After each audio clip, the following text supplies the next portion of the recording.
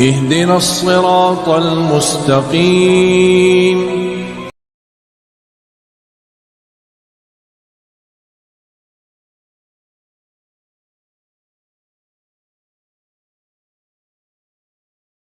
Alhamdulillahirabbil alamin. Nahmaduhu wa nasta'inuhu wa nastaghfiruh wa na'udzu billahi min syururi anfusina wa min sayyiati a'malina. May yahdihillahu fala mudilla lahu wa may yudlilhu fala hadiya lahu. Asyhadu an la ilaha illallah wa asyhadu anna Muhammadan abduhu wa rasuluh la nabiyya ba'da. Kita insyaallah akan mengkaji nama dan sifat Allah yang sebetulnya mirip dengan As-Salam, yaitu Al-Quddus. Al-Quddus yang kemarin sudah kita cicil, tapi kita ulang lagi beberapa bagian. Ada Al-Quddus, ada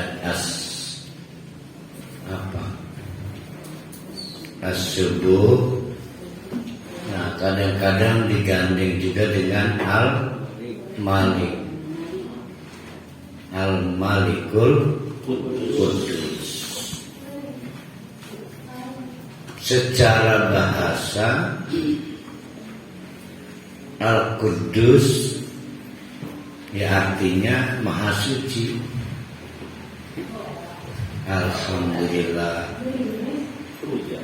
Gregis ya. Alhamdulillah. Sing wingi panas cempreng ya.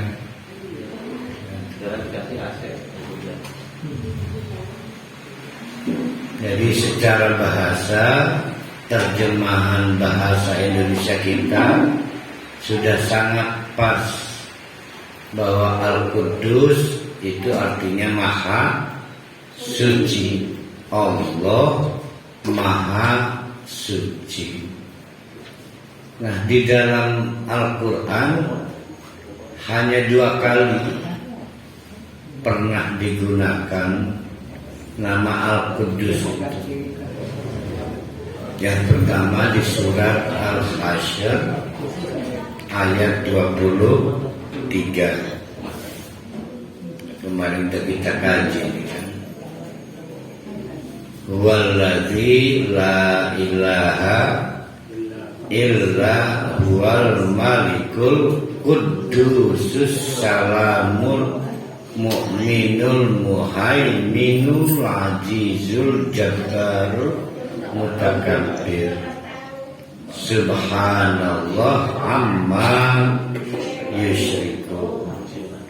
Nah, di situ Al-Quddus digandengkan dengan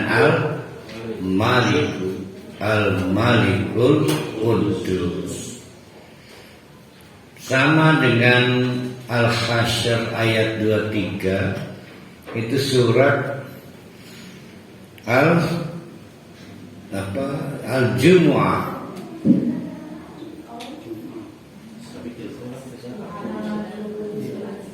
ayat berapa? Ayat 1 ya? Ya, ayat 1. Yusabbihu lillahi ma fis samawati wal ardh wa ma fil ardh al-malikil Quddus. Pakai al-malik lagi. Tapi banyak orang Kristen bilangnya Al-Qudus. Kristen Kudus. Kudus ya, Dia mau ikut-ikutan kita. Jadi memang nama Allah Al-Quddus sering polanya digandengkan dengan kata Al-Maliku.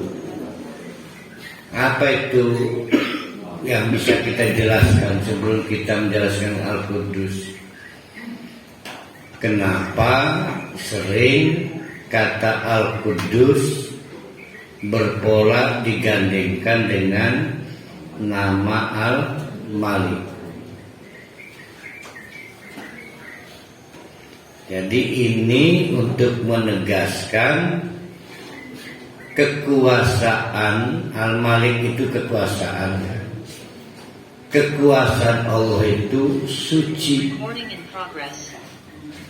Kekuasaan Allah itu suci, tidak membahayakan.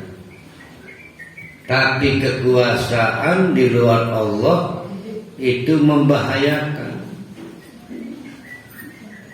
Sering dijadikan alat untuk memeras rakyatnya, menganiaya, mempraktekkan ketidakadilan, otoriter, apalagi itu.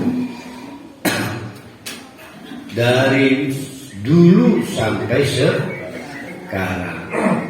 Tapi kerajaan, kekuasaan Allah tidak pernah kotor, tetap suci. Sehingga kekuasaan Allah itu tidak pernah menimbulkan kedoliman.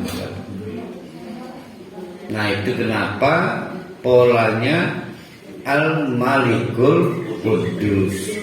Sekali lagi itu untuk menegaskan bahwa kerajaan atau kekuasaan Allah itu suci, bersih, tidak tercemar oleh sifat-sifat.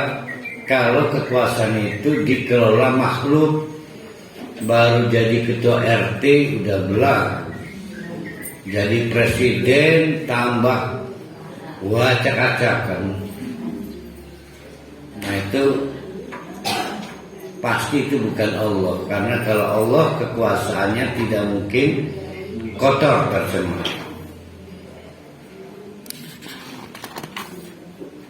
Nah, mari kita kaji makna Al-Quddus ya.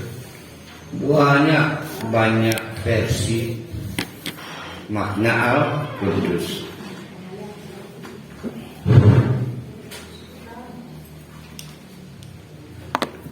Pertama,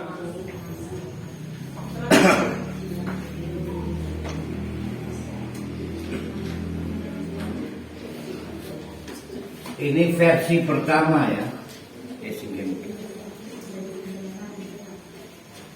Makna Al-Quddus.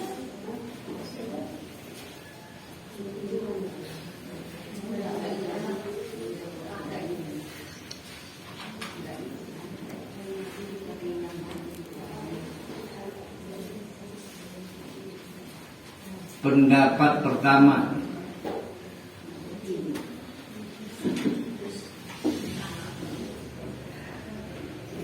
ini Al-Qatadah yang jadi inilah paling benar, bahwa Al-Quddus ay al-barakatu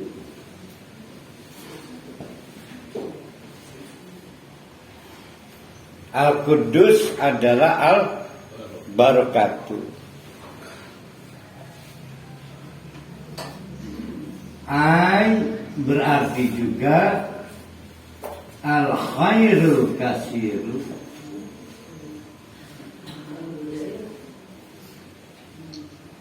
Jangan. Khairun kasirun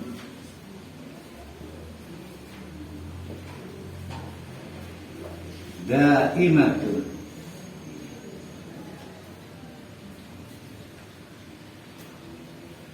Al-Quddus itu artinya al-barakah. Ini pendapat pertama ya. Yaitu kebaikan yang satu sangat banyak Satu, sangat banyak.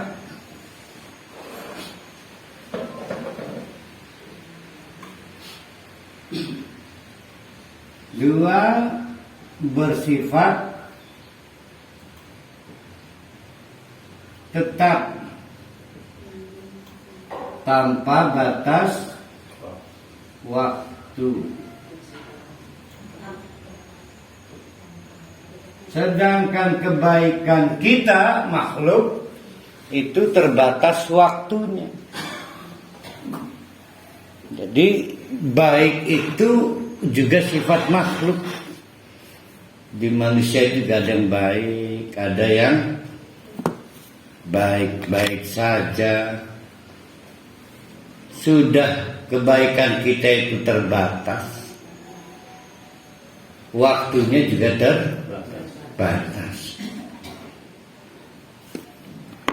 Nah, ini pendapat Imam Al-Qatadah bahwa Al-Quddus itu ay al-barakah,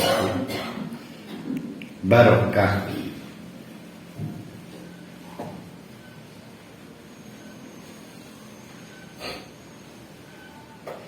Contoh ilmu, Allah maha berilmu. Ternyata ilmu juga sifat manusia.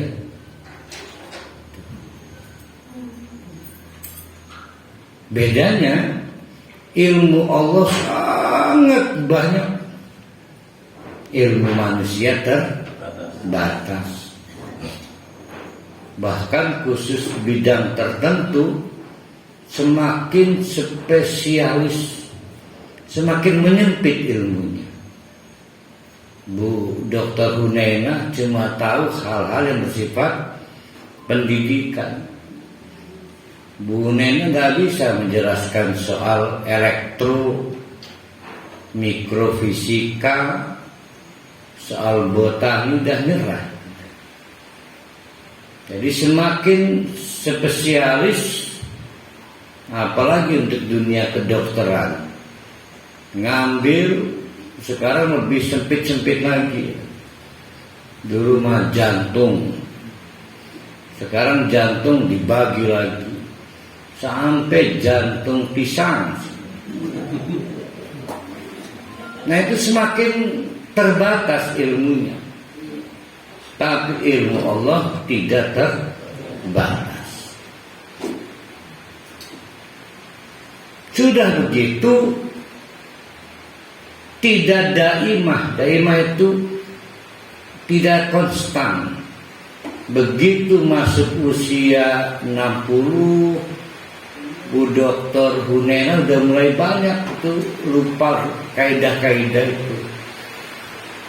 Pasti kalau ada mahasiswa konsultasi enggak rileks ya, karena sudah mulai banyak lupa dan lupa karena usia berubah. Tapi ilmu Allah daimatun. Maka walaupun Allah itu alimun dan faktanya makhluk Allah kita ini juga punya sifat ilmu, tidak boleh kita itu membayangkan ilmu Allah itu kayak ilmu manusia. Kenapa? Karena laisa kamitslihi syai'un. Tidak ada titik persamaannya sedikit pun antara kita dengan Allah. Itu contoh ya. Nah, bagaimana menjelaskan ini menurut Al-Qatadah? Kok kudus artinya al-barakatuh? Gimana menjelaskannya itu?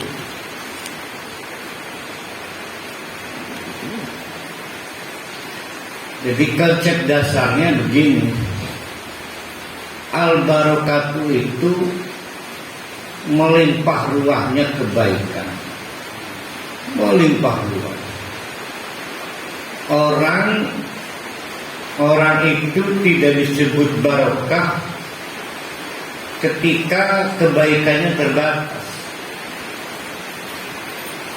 Orang juga tidak disebut barokah ketika kebaikannya tidak langgeng. Contoh, saya punya istri cuma baik pada saat lagi saya kasih hadiah.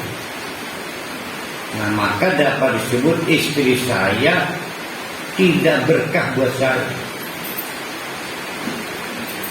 Ya, itu dapat disebut tidak berkah. Tapi kalau istri itu aku baik dinanin, keadaannya apapun, ada duit, mesem baik, maka kita beropini berkah teman rabini itu. Jadi itu barokah. Tapi akhirnya anak 3 mulai ribut. Dulu mah nggak pernah ngebentak-bentak, sekarang ngebentak berubah ternyata kebaikannya. Nah, maka dapat disebut istri saya tidak barokah. Jadi barokah itu konsepnya seperti itu. Nah, ada nggak manusia yang barokah? Ya ada. Contoh, satu istri yang namanya barokah. Jadi namanya memang barokah. Istri barokah. Tapi sulit dapat berkah itu. Ya, walaupun tidak ibunya amat mal begitu gini.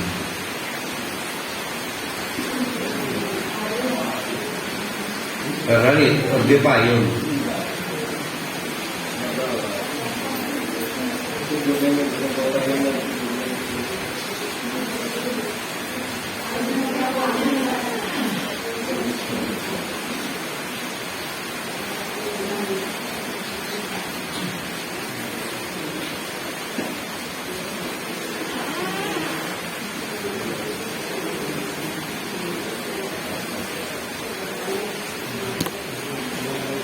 Kalau rezeki yang berkah itu sama ya?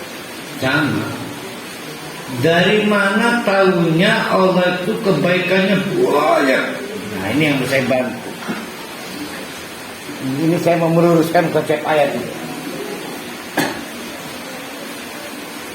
Siapa yang ingat ayat tentang bersyukur? Ada tuh. Yang nikmat dihitung gimana tuh?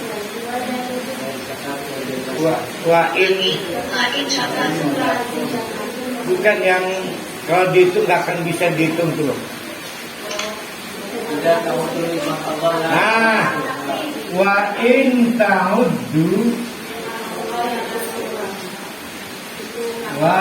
ta'uddu ni'matallah la tuhsuha. Apa artinya la tuhsuha?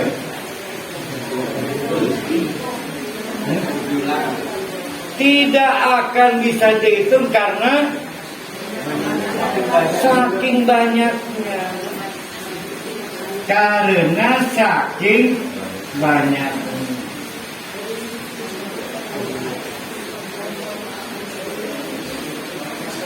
Nah, inilah yang disebut dengan al-barakat. Karena saking banyaknya maka tidak bisa di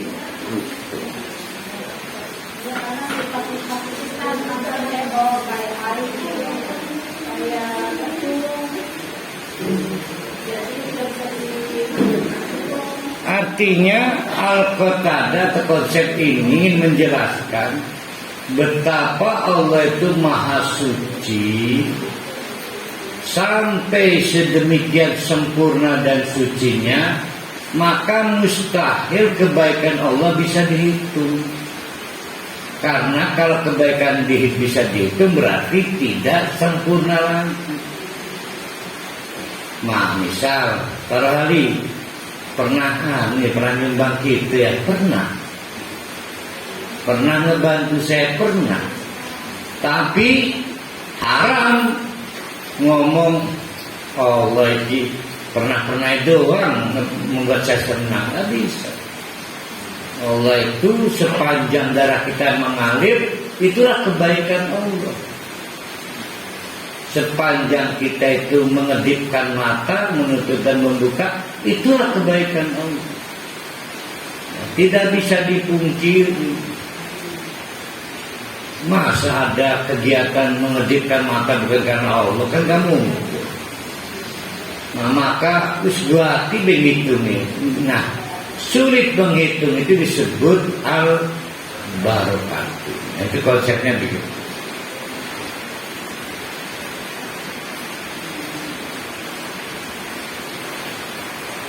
Kalau yang betul juga berkembang Itu mah rizku itu.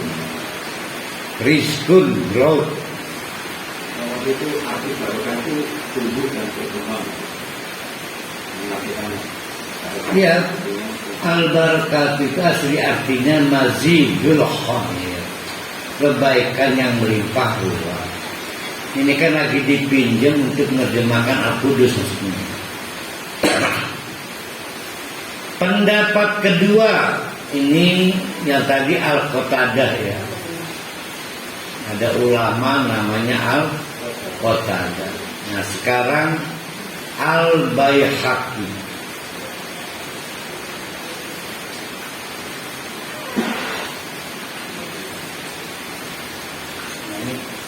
Pendapat kedua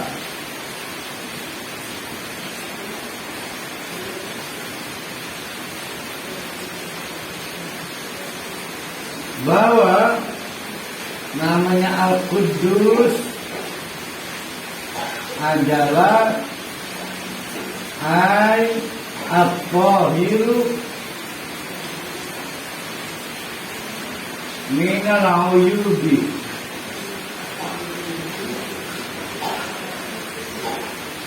wal munazzahu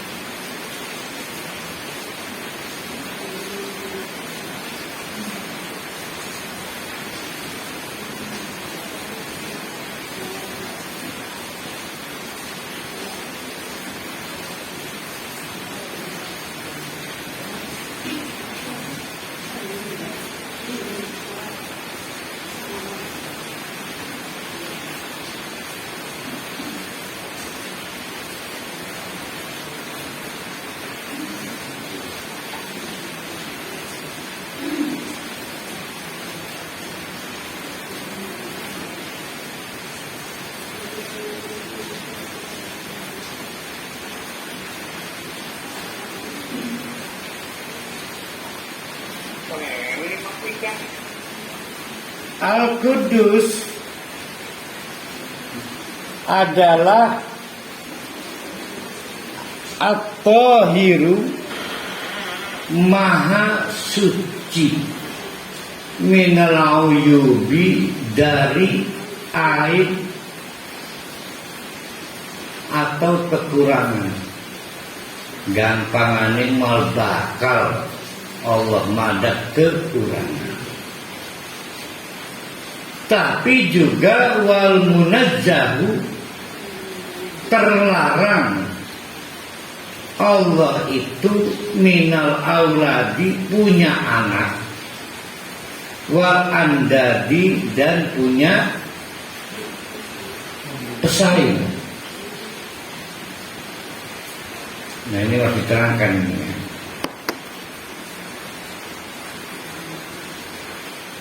Andad itu tandingan.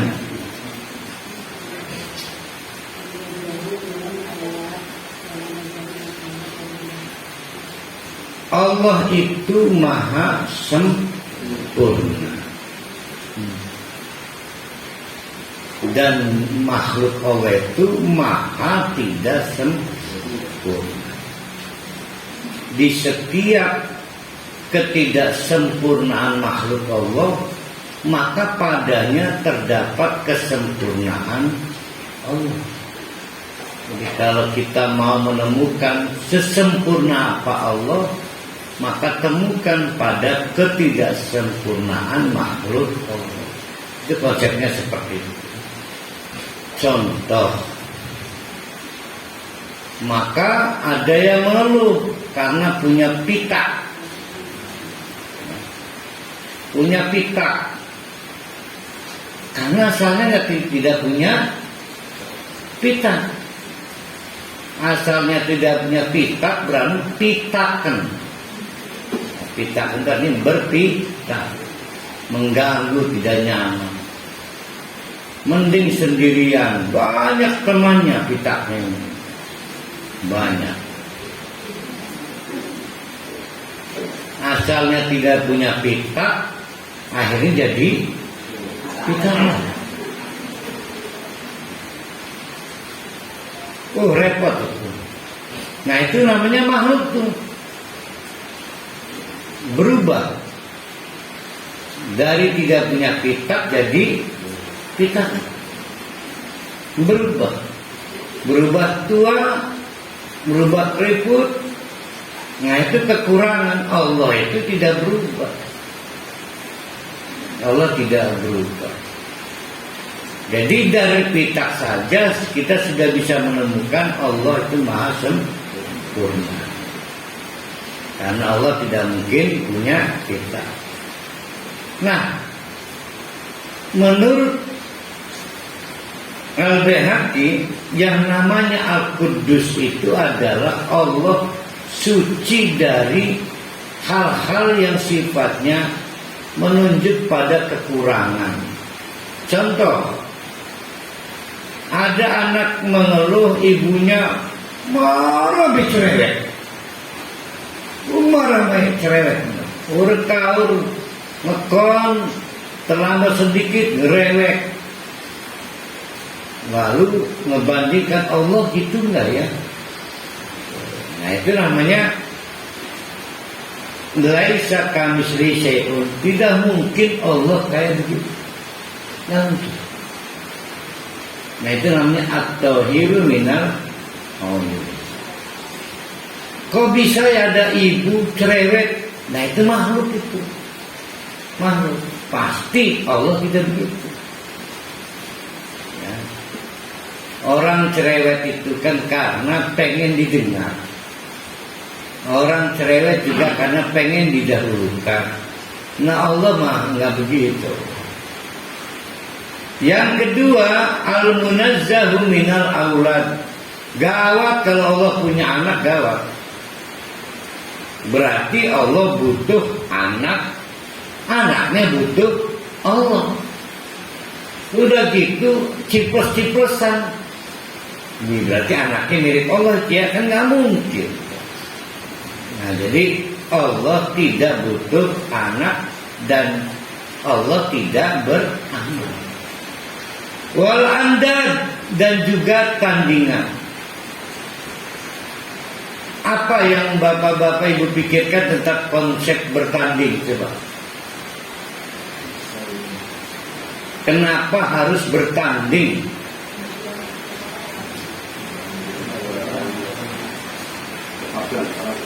Tuh, pintar tuh. Karena ada titik persamaan. Jadi ketika ada yang sama, maka harus ditentukan siapa the winner-nya. Nggak mungkin dua-duanya pemenang, harus salah satunya. Mungkin di tingkat RT, RW, kecamatan, sampai internasional. Maka dengan aturan main yang disebutnya apa itu sportif, sepak bola sama-sama jumlahnya harus 11. Umurnya harus under 21. Di bawah harus ada persamaannya. Jadi konsep dasar kenapa ada pertandingan karena ada persamaan. Sedangkan Allah laisa kamitslihi syai'un, tidak dapat dipersamakan. maka Allah tanpa tanding. Ya, laisa kamitslihi syai'un itu arti jauh kontangnya Allah tanpa tanding. Ya, kalau kita artikan jauh kontang. Jadi laisa kamitslihi, maka haram sebetulnya ada orang ngomong juara sejati tanpa tanding. Tak terkalahkan itu hanya Allah. Karena Allah tidak pernah ikut kompetisi dan tidak dapat dikompetisikan. Karena tidak ada titik persamaan. Maka kita harus memilih yang terbaik. Ilmu kita terbatas, maka kita minta tolong pada Allah. Antara yang A dan B, mana yang saya pilih? Itu bersama. Anak istiqoroh kan. Suci itu karena maksudnya gimana? Kalau suci itu kalau manusia suci. Gimana? Suci, kata-kata suci. Suci. Ya, karena manusia. Kalau manusia itu kalau suci berarti kan bersih ya. Suci berarti. Ini lagi diterangkan bahwa Allah itu maha suci. Maha suci artinya mustahil Allah bisa dipertandingkan. Ini bahasa. Jadi suci itu artinya nggak mungkin lah Allah kok dibuat pertandingan. Yang kedua, maka berdasarkan konsep Allah tanpa tanding itu, biar clear dulu ya. Berarti Allah tanpa tanding.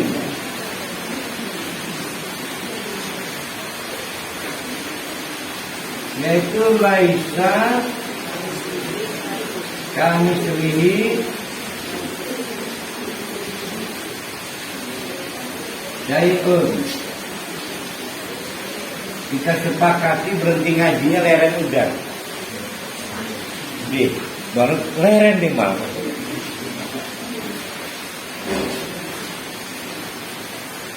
Suara apa kan?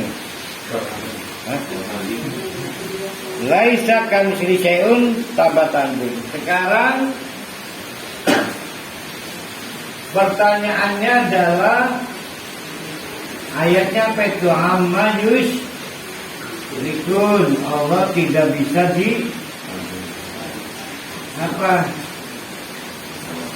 diajak berserikat. Diajak berserikat. Mustahil Allah berserikat, mustahil.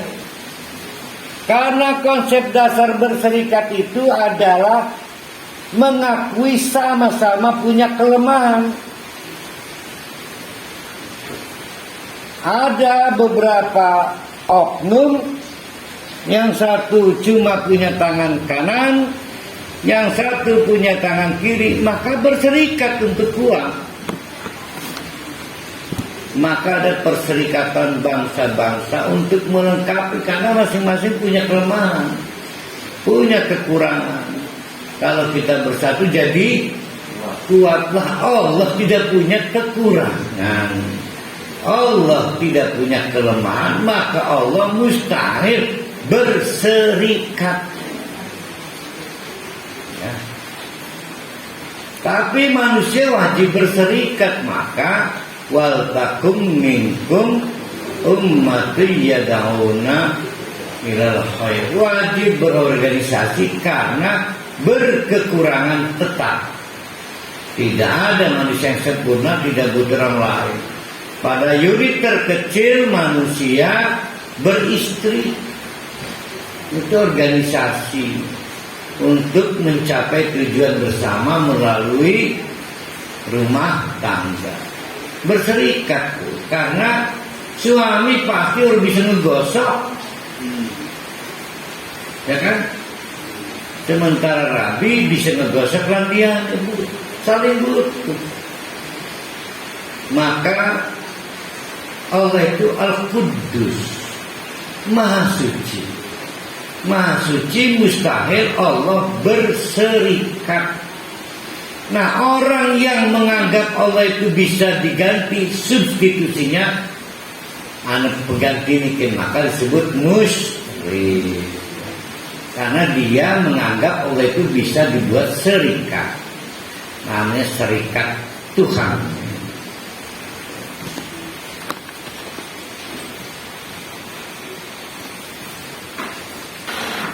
Dari situ kita ingat ayat walam yakun kufuwan ahad.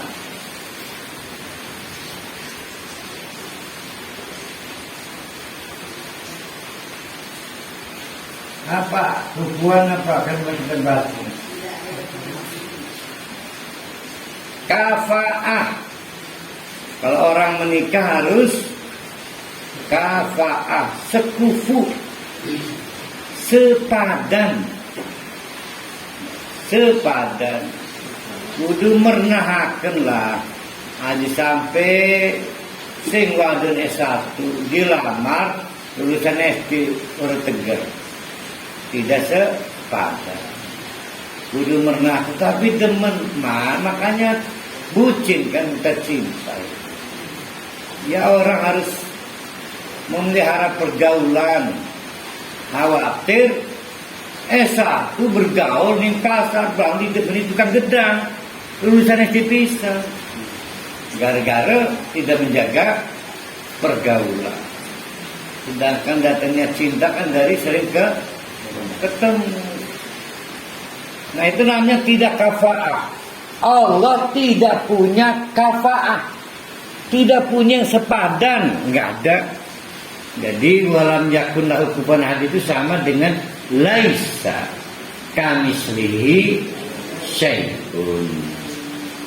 Jadi Allah itu tidak punya tandingan, tidak punya serikat, tidak punya kafa'ah. Maha suci Allah ya. Tidak boleh. Maha suci itu nanti kita terjemahkan di belakang. Apa sih maksud itu? Urule nganggap Allah kayak mengkonon.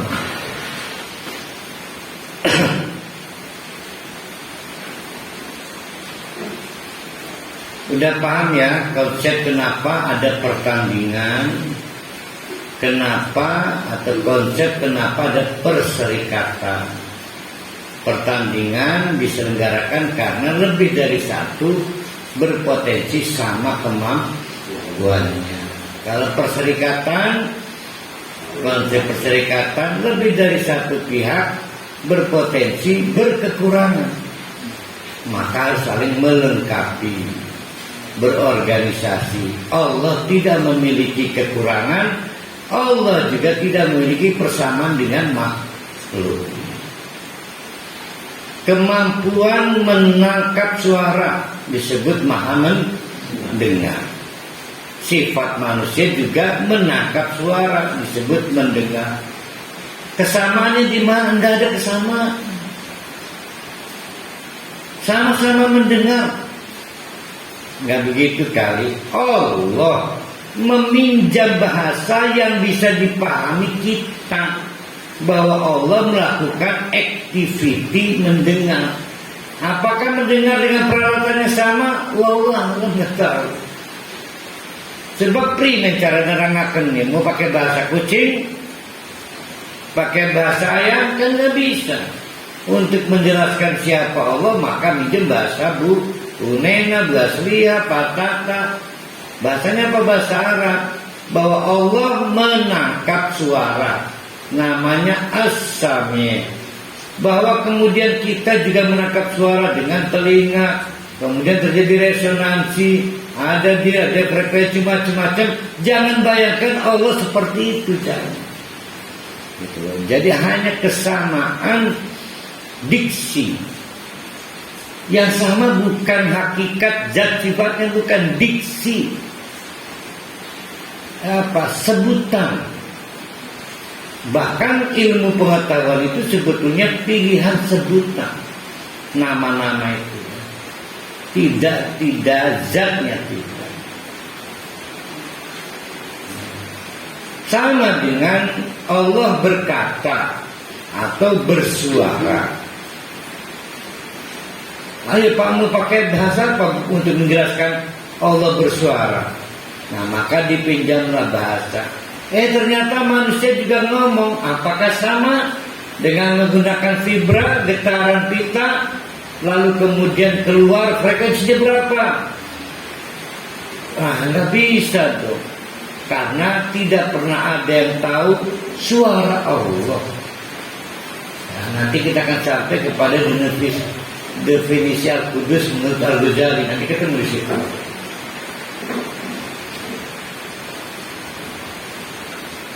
Yang ketiga, menurut Imam Al-Ghazali,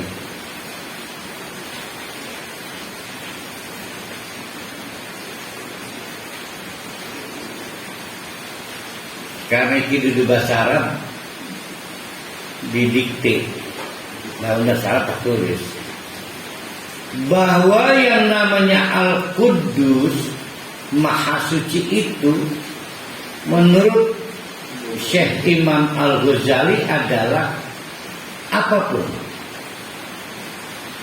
sifat yang tidak bisa diterka panca indera,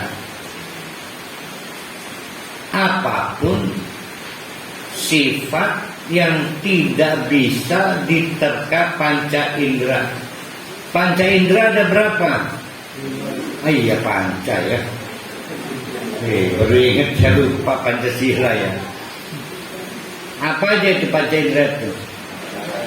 Mata, telinga, mulut, hidung. Mata berarti menangkap objek ya. Bisa enggak ada yang pernah lihat objek Allah enggak? Mustahil. Ada yang pernah menangkap suara Allah? Jika Allah ngomong gitu. Ada? Ada. Maka menurut Imam Al-Ghazali, saking sempurnanya Allah, maka hanya makhluk Allah yang bisa dideleng. Itu cara menjelaskannya. Mau tahu nggak betapa Allah itu Maha Suci? Yaitu makhluk Allah mah gampang kedeleng, najat umpet-umpetan, gampang kedeleng. Nah, itu luar biasa. Yang kedua, yang tadi tidak dapat diterka oleh panca indera. Yang kedua, tidak dapat dicitrakan.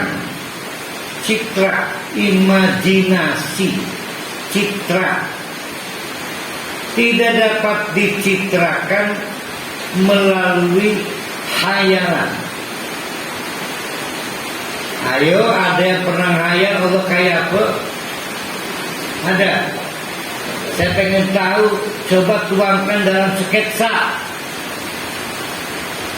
Seperti teman-teman penyidik setelah melakukan serangkaian kegiatan tanya jawab dengan korban, bagaimana?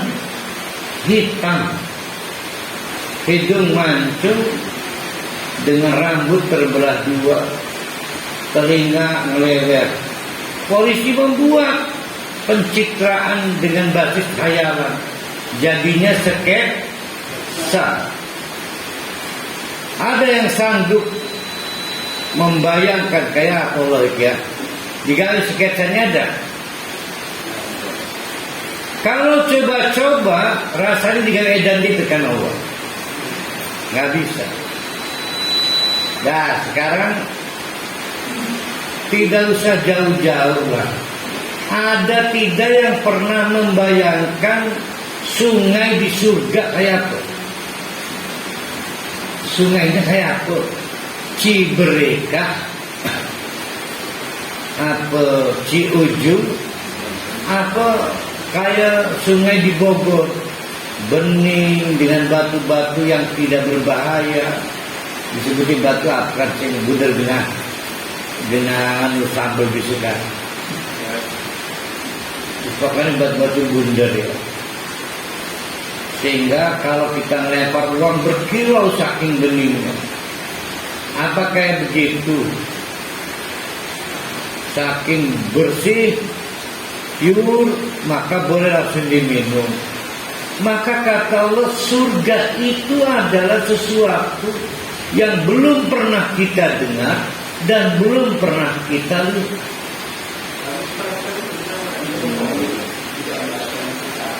Yaitu untuk membantu membangun satu perspektif.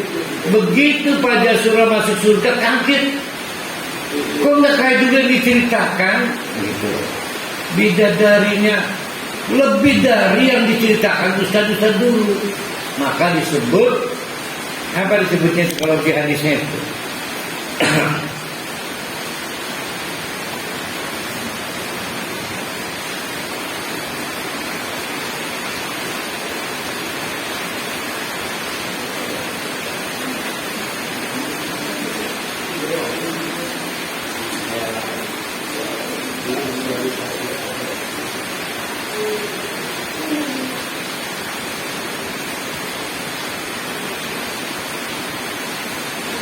Kata Nabi, Anda tuh, saya ini udah disiapin yang ibadi untuk spesial untuk hamba-hamba yang soleh. Apa itu? Satu, apapun la ra'at ainun,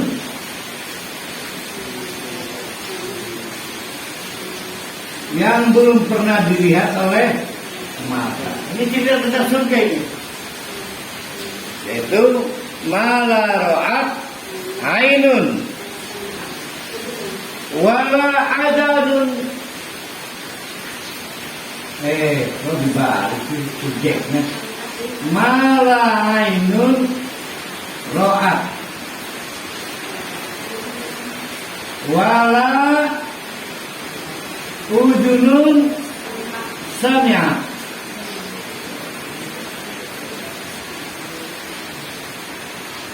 Ini hadis qudsi ini. Wala udunun sami'at.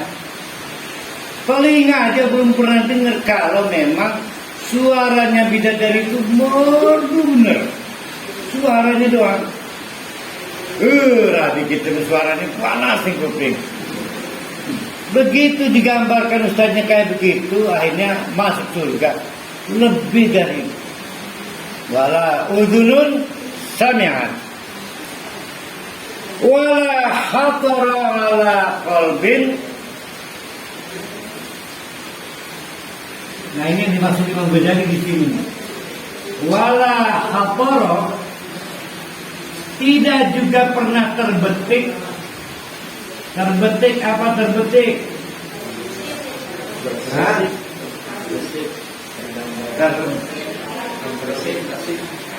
Iwak betik apa ya?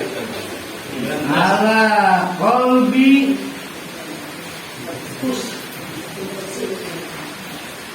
basyirin. Bahkan terbersit di hati saja enggak. Itu baru surga, belum Allah. Ya, surga kan makhluk Allah. Apalagi coba-coba mengimajinasi sampai kayak penyidik berseketsa Allah kayak apa. Yakin digawe edan kan Allah. Yakin aja. Bahkan baru mulai korek-korek pensil. Dan jangan coba-coba mengimajinasikan kayak apa itu. Kalau Allah menjelaskan tangan kayak aku tangani, naudzubillahi min dzalik. Allahu Qudus Suci. Allah tidak bisa direka-reka dengan pencitraan imajinasi sekalipun. Masih punya Imam Al-Ghazali yang ketiga, sifat yang bisa diduga dengan prasangka. Kayaknya Allah itu mekenen, itu haram. Allah Qudusun. Karena Allah itu sesuatu yang pasti. bukan duga menduga. Contoh, para hari sakit, kayaknya Allah lagi nguji kita, kok kaya nih. Ada lagu dulu Tito Sumarno ya, Sumarsono. Mungkin hanya Tuhan. Kok mungkin? Haram, nggak boleh Tuhan pakai mungkin. Ya, Tuhan itu pasti. Tapi ternyata kita sering begitu. Kayaknya Allah lagi berdemen. Kok kaya nih? Nggak boleh. Karena tidak boleh menduga-duga, karena Allah bukan sesuatu yang tidak pasti. Sesuatu yang tidak pasti keluarnya dugaan. Maka kata Imam Al-Ghazali, Allah itu kudus, maha suci, tidak boleh kesuciannya tercemar dengan prasangka. Tidak boleh. Yang keempat, kalau enggak keempat, juga dari sifat yang bisa dicapai pikiran. Kalau tadi prasangka, sekarang dicapai pikiran. Kudunya Allah itu begini dong. Kudunya dia bicara soal konklusi, bahwa A tambah B mestinya A B. Allah disuruh tunduk pada hukum logika. Bagaimana sih Allah ini sudah sholat nggak dikasih rezeki? Allah dijebak di hukum kausalitas kan, logika. Haram, nggak boleh. Allah itu suci, tidak boleh perbuatannya, sifatnya, zatnya diintimidasi oleh pikiran kita, nggak boleh. Kudu nih gak Allah kayak Pak Jokowi gak BLT ribet jelas. Kayak gini siapa gini? Ini nggak boleh ya, haram. Karena Allah itu Al-Qudus. Maksudnya tolong dijaga Allah, jangan sampai dibegitukan. Al-Qudus. Yang kelima,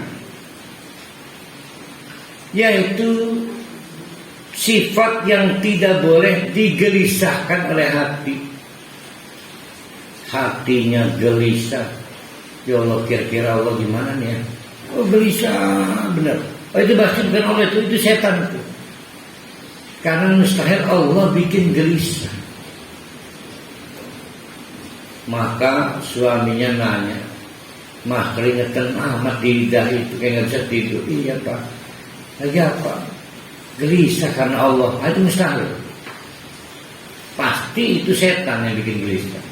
Karena Allah adalah Zat Al-Qudus yang tidak mungkin membuat hati gelisah.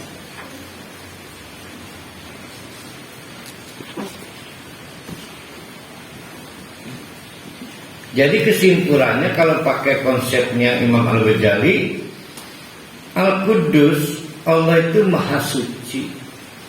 Suci dari sebab-sebab kotor, tercemar akibat kegiatan kita menghayal, kegiatan kita memikirkan, kegiatan kita mengobjek panca indera dan yang lainnya. Karena Allah itu keberadaannya bukan karena kita. Kamu percaya Allah ada? Iya percaya. Makanya saya pikirkan, berarti karena saya mikir Allah itu ada. Nah, itu kan filsafatnya gitu tuh.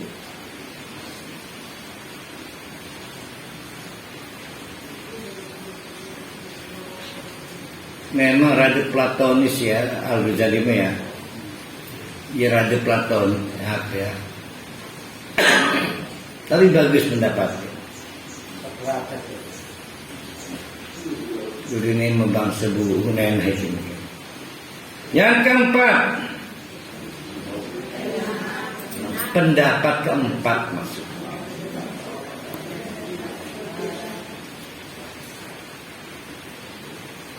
Al-Alusi. Nah ini udah modern nih Al-Alusi. Bahwa Al-Qudus Allah itu suci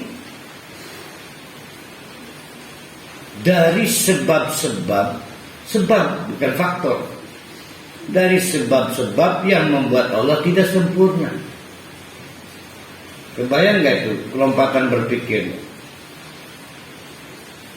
Kalau dituduh tuduhan misalnya gini, Pak Rohali punya uang nggak? Nggak punya uang. Kaum ekonomi lemah, kurang. Nah itu namanya objek. Tapi kalau pertanyaan dirubah lagi, Pak Rohali megawir lagi nganggur, pantesan lebih duit. Berarti bicara sebab. Nah Allah itu suci bahkan dari sebab-sebab yang membuat Allah tidak sempurna. Sebab aja Allah itu gak punya, apalagi tentang ketidaksempurnaan itu sendiri. Jadi Allah itu mustahil tidak sempurna. Kok bisa? Jangankan tidak sempurna, sebab-sebab yang membuat Allah tidak sempurna aja gak ada. Gak ada sebabnya. Karena kedudukan Allah tidak dipengaruhi faktor lain. Contoh, saya punya arloji pun jam. Pasti kalau diletrakakan ini jadi urai tukang jam, berapa komponen itu terdirinya? Anggaplah 50 item, jarum, puteran, per, macam-macam, termasuk bukannya piringan diremukkannya. Saya ambil salah satu komponennya, namanya jarum. Apakah saya bisa menyebut ini jam? Tidak.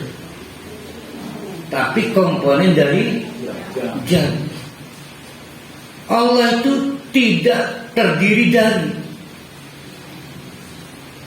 Kalau saya dari sperma ayah saya, Nabi Adam dari tanah, maka haram yang menyebut Muhammad dari nur Allah.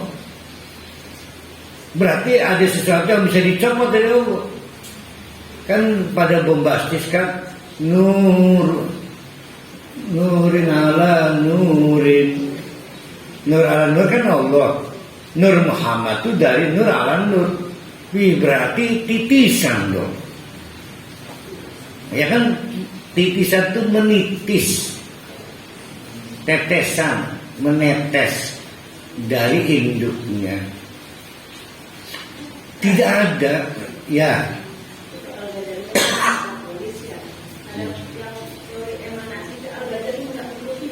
Enggak ikut ya. Bahkan di dalam Al-Indad Al-Asma, ini kan kitabnya Al-Indad Al-Asma yang terkenal, punya menolak teori. Nama kitabnya Al-Indad Al-Asma. Saya emang nggak begitu lengkap bahasa Al-Indad itu, tapi saya ingat.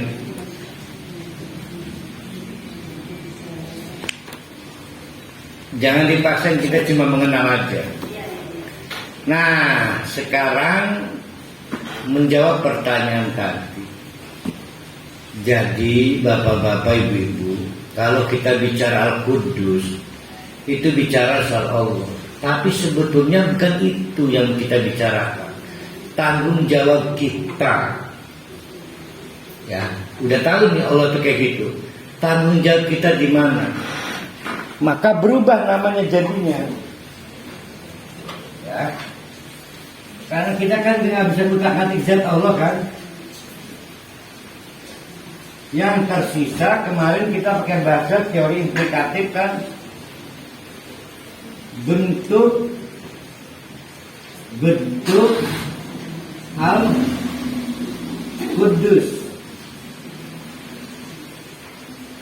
Al-Qudus itu Allah apa kegiatan? Allah. Kegiatan kitanya untuk Al-Qudus apa namanya? Kita mensucikan. Nah, namanya taqdis. Nah, inilah yang punya kita ini. Taqdisun, mensucikan. disucikan.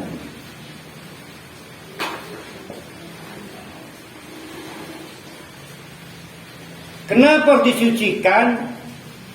Karena tadinya bersih. Allah itu nggak punya sifat kekurangan. Kenapa jadi kurang? Allah kok punya anak? Ya. Berarti takdis itu ada dua.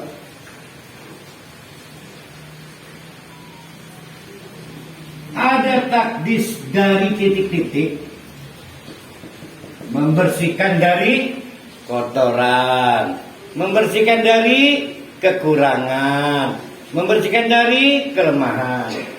Tapi juga ada mensucikan dengan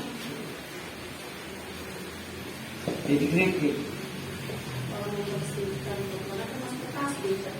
Ya makanya ini teori kerangka berpikirnya ini. Nah yang dari ini disebut an-nafi. An-nafi, mencegah. Ini disebut dengan al-isbat.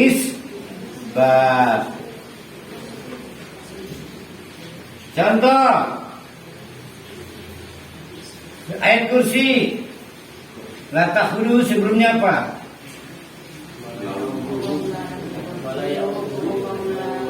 La takhulu sinatu wala naum. Sedurungnya apa sedurungnya?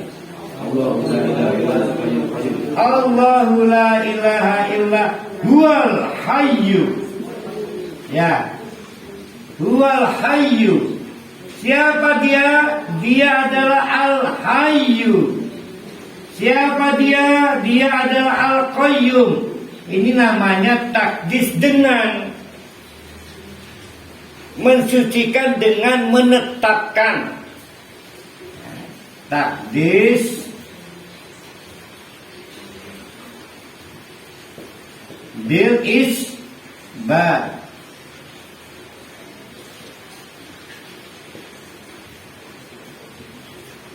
Siapa dia? Allah itu, Allah adalah al-hayyu. Berarti kita berusaha menetapkan wal bakal Allah mati karena Allah itu al-hayyu. Allah juga al-qayyum, maha menyelesaikan proyek. Berarti kita mensucikan Allah dengan cara menetapkan. Ini namanya berisbat. Dengan bagaimana untuk mendukung isbat itu, maka kita tolak yang merusak isbat. La ta'khudhu.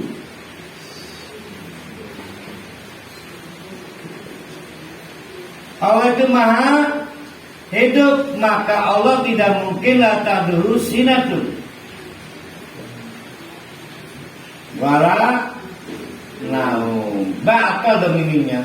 Maka ini disebut dengan takdisu bil minan nafi. Bin nafi.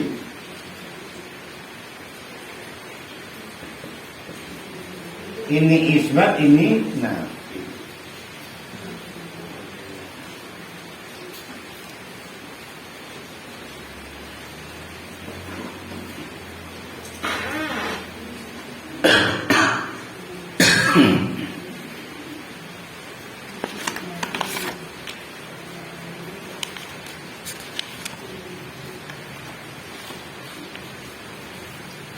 Dari situ turunlah hal-hal yang harus disucikan dari Allah. Karena ternyata kita bukan orang kafir, tapi tukang rusak Allah. Kita contoh, malas sholat tahajud lagi karena nganggap Allah ingkar janji. Ya. Kita punya hajat, ya. Kata ustadznya, bangun malam, nanti ngedoa, ungkapkan di sholat tahajud. Oh semangat, demi pengen diijabah hajatnya. Seminggu belum ada tanda-tanda diijabah. 2 minggu, sampai akhirnya memudar semangatnya. Hasil dari satu pemikiran, lah Allah ini PHP, ingkar janji. Nggak soal tadi lagi. Apapun pernah terjadi, kita menuduh Allah pendusta. Allah maha suci dari sifat berdusta. Karena yang berdusta itu adalah makhluk yang lemah. Kalau makhluk yang tidak lemah, tidak mau kalau zat yang tidak lemah tidak mungkin berdusta. Yang berdusta karena takut ketahuan. Allah mustahil perlunya apa Allah berdusta. Tapi kita menuduh Allah berdusta, maka harus salah tajwid. Satu contoh ya. Ini dengan romantikanya Al-Qudus.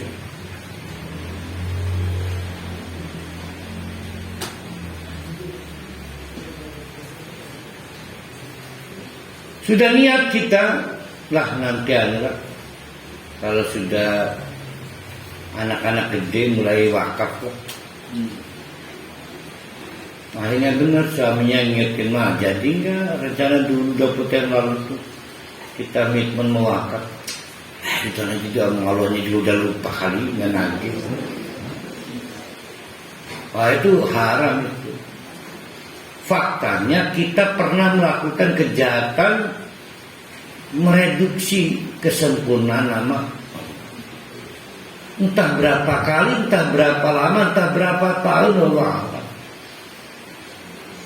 Maka yang dimaksud dengan Al-Qudus adalah kitanya nih membersihkan diri kita yang pernah kotor karena kejahatan kita pada Allah, merusak nama Allah. Tuh. Apa aja yang rusak? 1, pikiran. 2, hati. 3, mungkin jasad. Maka ada 2 pendekatan, ada 3 yang harus dilakukan sebagai kegiatan takdis, mensucikan. Jadi Allahnya nggak usah ditaati kalau tetap maha suci. Sekarang yang kotor kitanya kotor. Pernah menduga Allah itu disuap. Allah kayak manusia bisa suap itu. Maka infak kali. Infak, orang infak. Bahkan minta, Ustaz saya minta anak yatim berapa? 24, 2 angkot ya, deal. Rupanya lagi ngincer pengen tuku lemah sebelah. Dengan cara infak itu mudah-mudahan Allah tergiur membantu. Sebab ini si pemilik tanah nggak mau ngelepas kali. Maka kudu diwiridi, kudu disyariati, salah satunya dengan cara infak. Nah infak ini bagian daripada riswah kepada Allah karena mempersamakan Allah dengan manusia. Jahat kita. Yang jahat adalah pikiran kita. Nah membersihkan pikiran itu dengan merenungkan nama dan sifat Allah. Yang tadi ini ngaji ini, yaitu mengkaji ulang. Nah itu namanya takdis. Ya, takdis. Hati kita juga broken, rusak, kotor.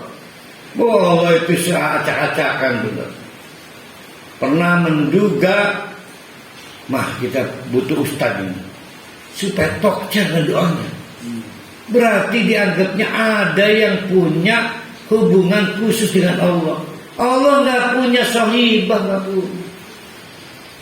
nggak punya sahibah. Bahwa Allah mencintai Nabi Ibrahim sehingga Nabi Ibrahim disebut Khaliluhu, tidak menjadikan Nabi Ibrahim itu wasilah, nggak pernah. Agent nggak pernah. Tapi kita kan begitu, maka kemana ini Abuya tolong. Seolah-olah Allah menggampang lewat Abuya. Haram itu. Nggak boleh. Sama dengan melazimkan oleh itu punya anak, punya kekasih, punya sahibah pasangan. Haram. Nah, Maka yang harus dibersihkan adalah hati. Dengan apa? Zikir. Zikirnya diantaranya subuhun, kudusun. Ya kan ada kan? Di antara zikirnya itu terus saja sambil hati kita mengakui pernah jahat kita pada Allah. Nah ini yang ngeri, ini yang ketiga nih. Yang pertama tadi adalah merefleksikan pemikiran bahwa Allah itu maha suci, kudus. Yang kedua membersihkan hati dengan zikir. Zikirnya diniati membersihkan hati.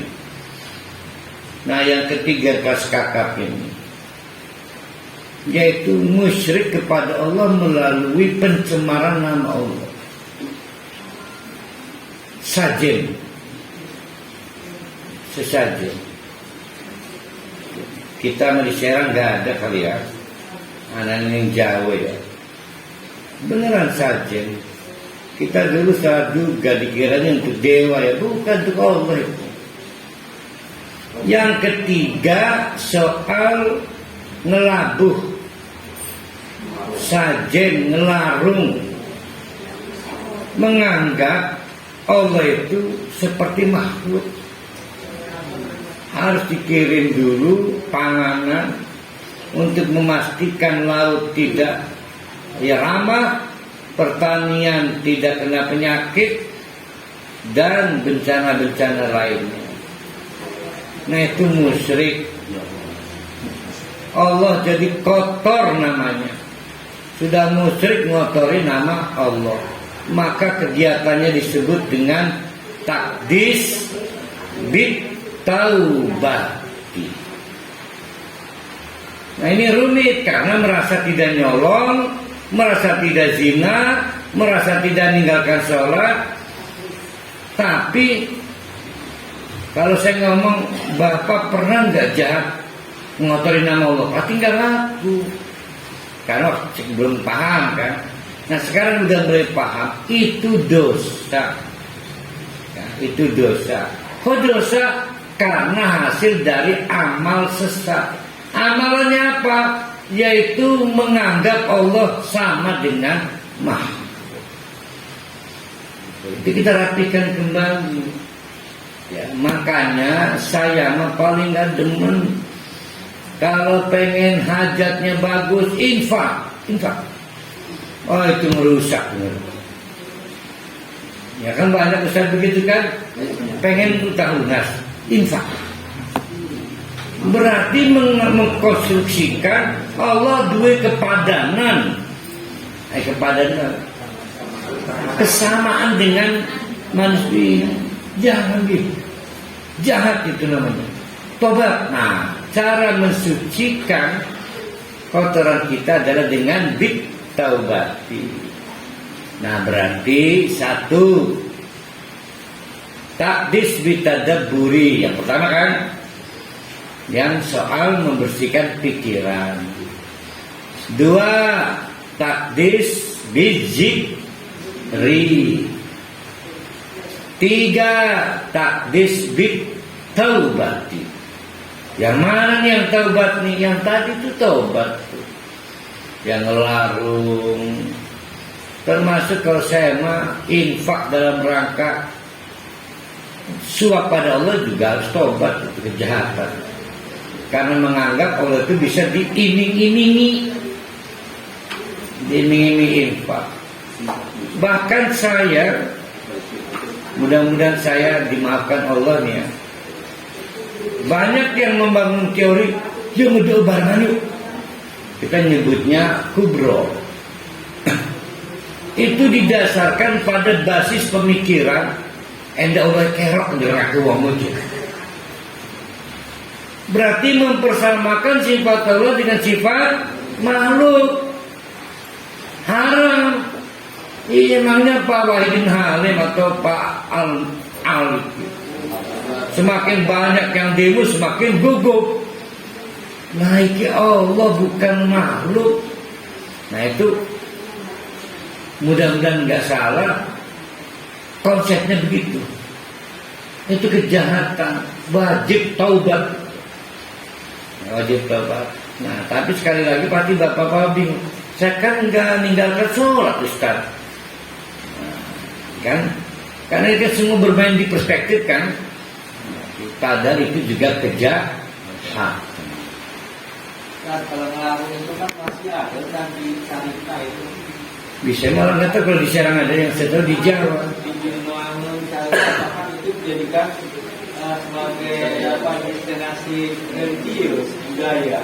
Yang harus Ini kalau budaya emang nggak pakai doa-doa gitu. harus dilestarikan bisa. Nggak pakai doa nggak?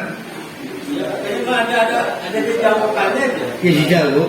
Iya, Nah bagus kata jauh. dijamukannya aja. Jadi dulu saya memahami dijauhkan itu dewa ya. Ternyata bukan, dijauhkan itu Allah. Ya, ini udah terpunya lu makan lah. Kalau ya, jadi murni musyrik kan. Nah itu konsepnya adalah menyamakan Allah dengan makhluk. Jadi butuh upeti dulu, ya kan? Supaya Allah nggak marah maka cap aja marah, cap, nah itu namanya dijauhkan. Jadi menganggap Allah itu kaya menusuk kudu dicep, maka kita nyari dicep. Oh, nah diberi dari jahat.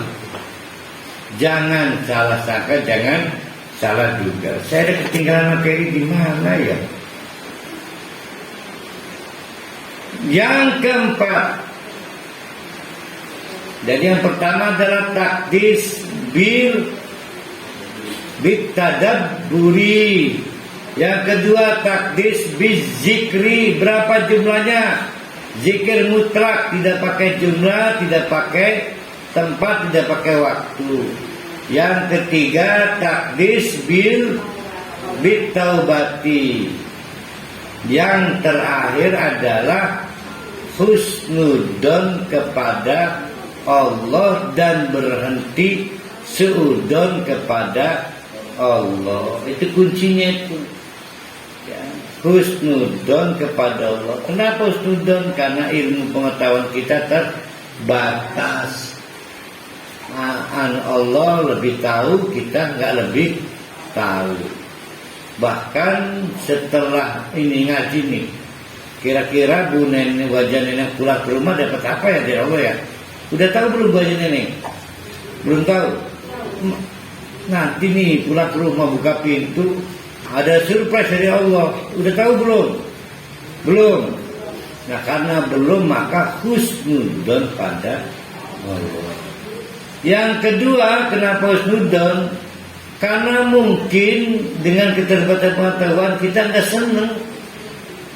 Barang balik ternyata hanya beras karung. Ih Allah nih, padahal saya butuhnya beras dan dia nih. Nah nggak seneng kan? Kata Allah, asa antakrahu syai'an bahwa khairul lakum. Padahal itu yang terbaik.